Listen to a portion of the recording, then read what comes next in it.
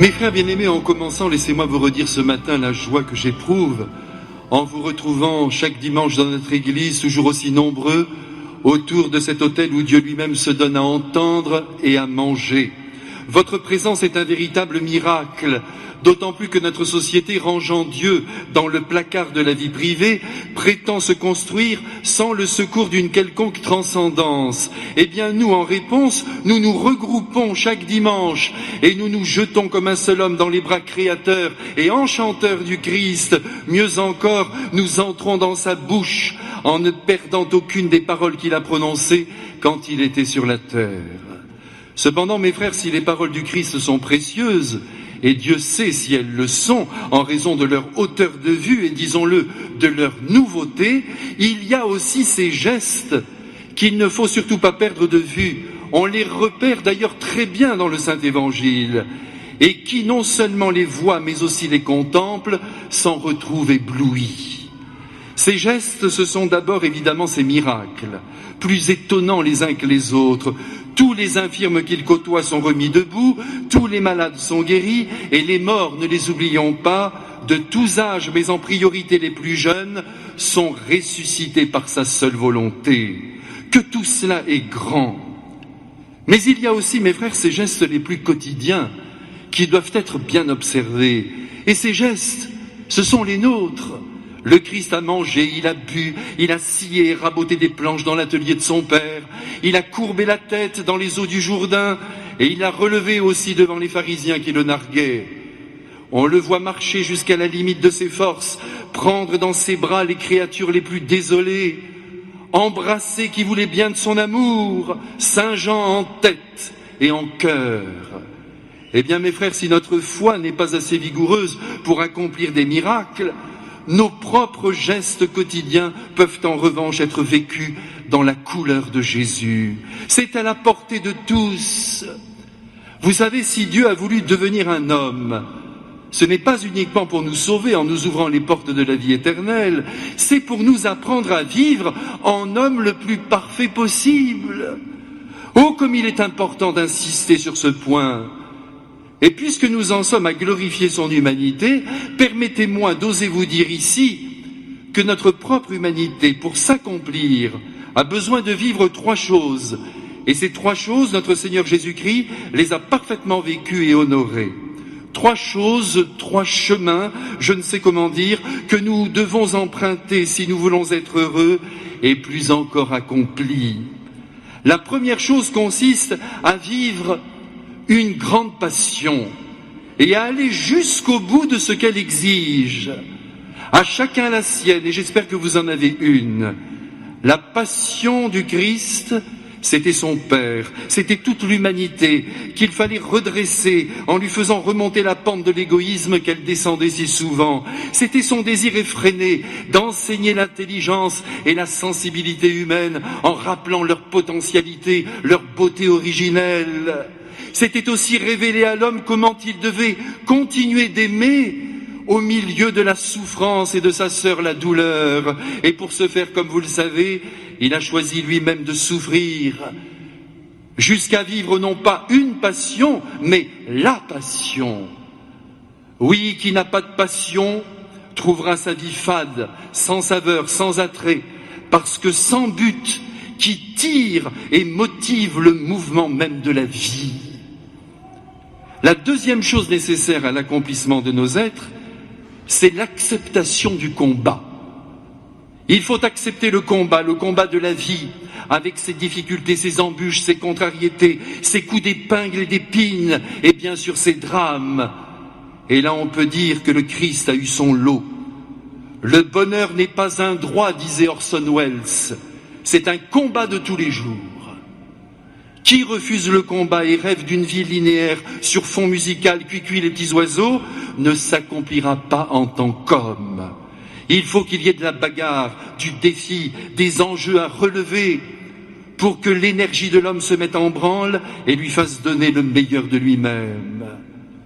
Et enfin, la troisième chose, la plus difficile que nous devons tous rejoindre, c'est de devenir un homme ordinaire.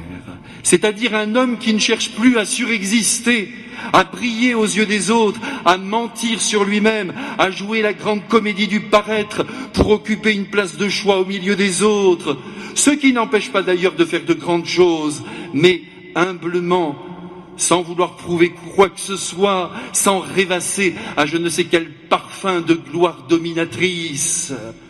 Devenir un homme ordinaire, oui, c'est grand, mes frères, surtout si on le devient à la manière de Jésus, qui là encore sur ce point a été extra.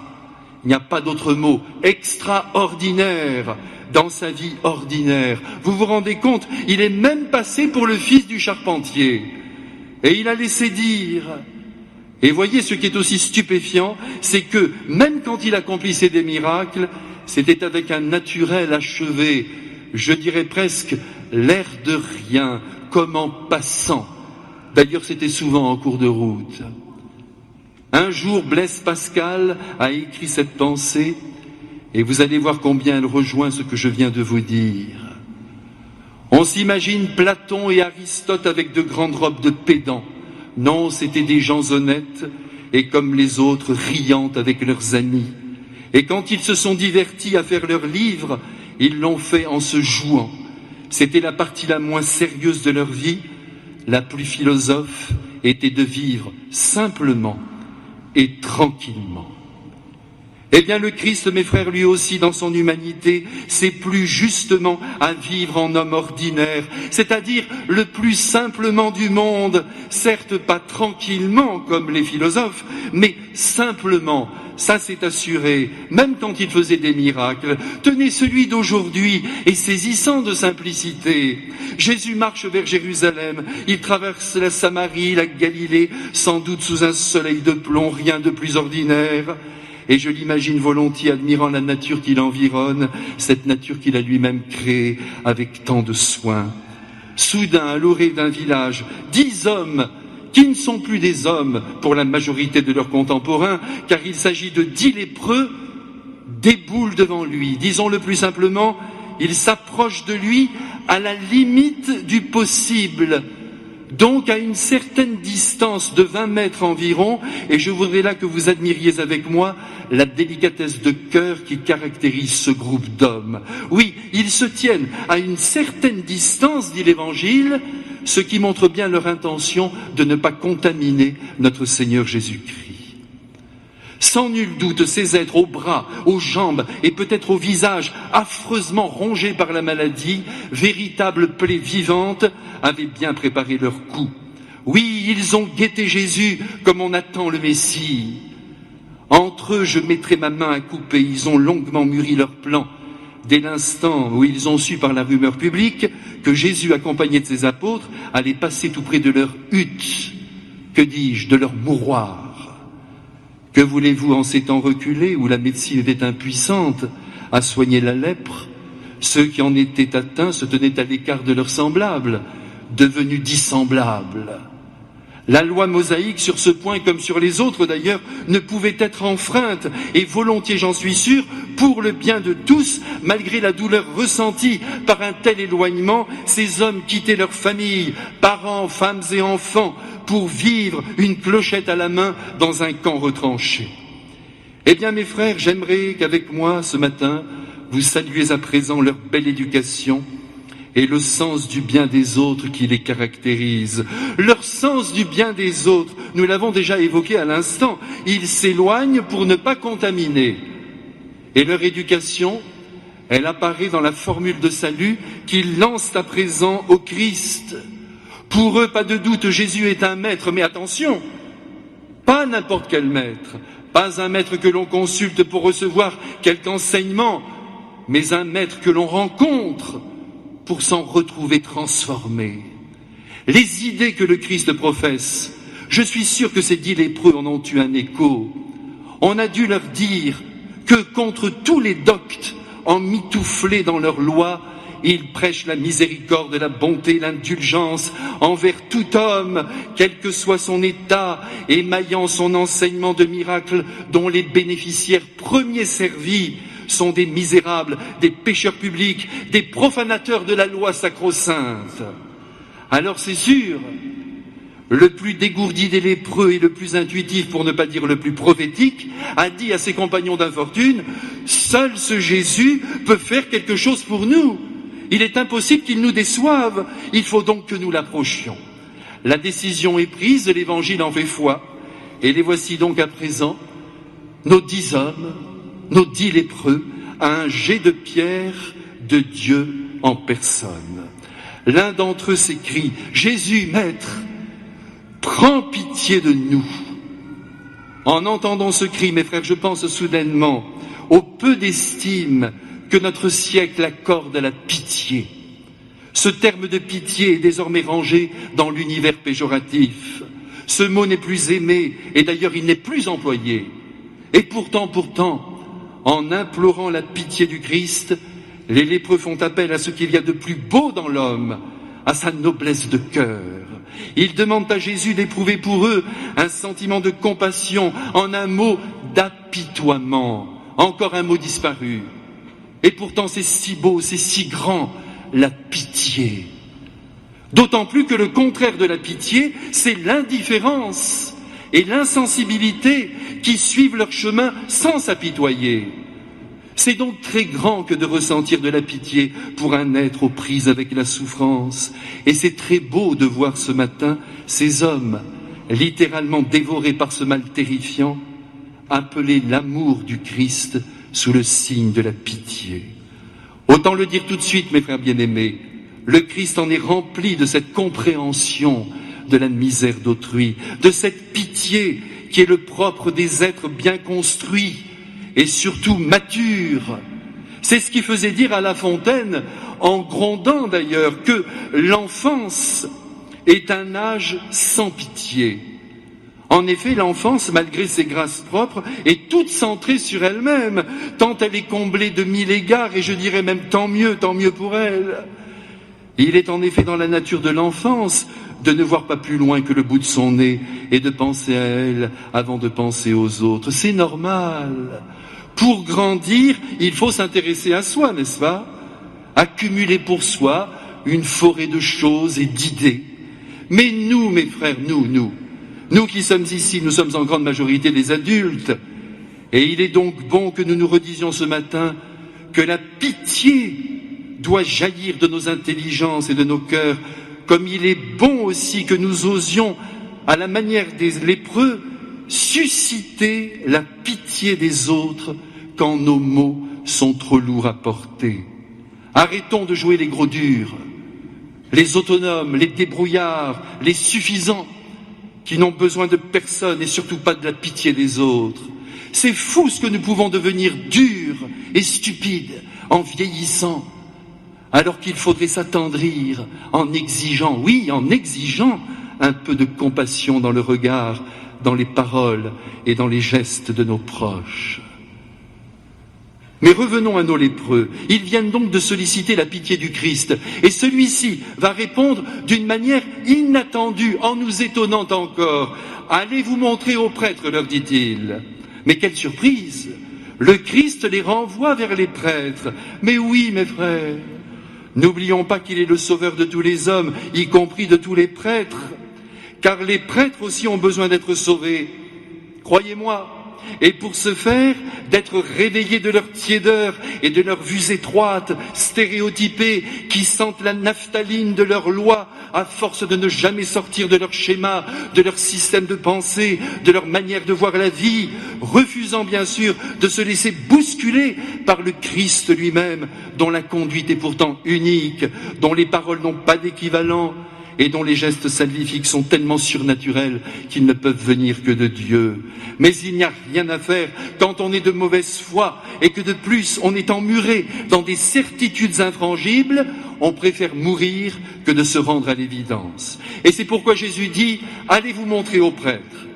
Voilà la consigne donnée aux lépreux qui, sans doute, ne comprennent pas cet ordre, mais qui tout de même obéissent sur le champ. Et c'est sur le chemin qui les conduit à leur paroisse, qu'ils découvrent ahuris comme des serpents qui perdraient leur peau, que la leur se renouvelait. Des bonds, oui, des bonds de joie. Ils sautent de joie, et comment pourrait-il en être autrement? Eux qui, depuis tant d'années, voyaient avec effroi leur corps se déliter. Les voici donc qui retrouvent le goût de la vie à mesure qu'elle revient en eux. Bien évidemment, mes frères, vous aurez noté avec moi dans cet épisode évangélique qu'il n'y eut de la part du Christ aucune intervention particulière pour provoquer la guérison. C'est tout de même incroyable. L'émission de sa seule pensée a suffi pour obtenir le miracle qui s'est réalisé chemin faisant. Ce miracle nous enseigne que l'action du Christ dans notre propre vie n'est pas toujours immédiatement perceptible. Les lépreux sont partis en direction de la synagogue sans se douter qu'ils allaient être guéris en cours de route. Et soudainement, je le redis, ils ont découvert stupéfaits le lifting que le Christ venait d'opérer sur leur peau. Eh bien, mes frères, permettez-moi de vous rappeler qu'en principe, Jésus agit avec nous la plupart du temps de cette manière. Il nous exauce, il nous transforme, il nous recrée sans que nous nous rendions vraiment compte de son action. Certes, de temps en temps, il accomplit un miracle retentissant qui renverse les lois naturelles, mais habituellement, il se fait tellement discret qu'il donne même l'impression qu'il n'entend pas nos prières. Et puis tout à coup, en revenant sur nos pas, par la mémoire, on se rend compte que la grâce a été accordée et qu'au fond, il nous a fait un beau coup dans le dos. Ça, mes frères, c'est signé, c'est Jésus tout craché. Tout ça pour vous dire, mes frères bien-aimés, qu'il faut repartir ce matin de cette église en se mettant bien dans la tête que Jésus entend parfaitement nos besoins et nos désirs et qu'il suffit de lui dire une seule fois, Maître et Seigneur, prends pitié de ton petit enfant que je suis pour qu'il descende de toute sa grâce et de toute sa puissance, mais quand il voudra, dans le lieu où ça fait mal, que ce soit dans notre esprit, si nous souffrons moralement, que ce soit dans nos corps, si nos cellules s'abîment. Mais encore faut-il bien sûr que nous ayons la foi. Une foi aussi ardente que celle de ces 10 lépreux qui guettèrent le passage de Jésus peut-être pendant des heures pour espérer de son amour, ne serait-ce qu'un seul regard. Aussi, mes frères, à la suite de cet évangile, permettez-moi de vous poser une seule question. Votre cœur est-il suffisamment humble pour appeler au secours la pitié de Dieu? Je l'espère.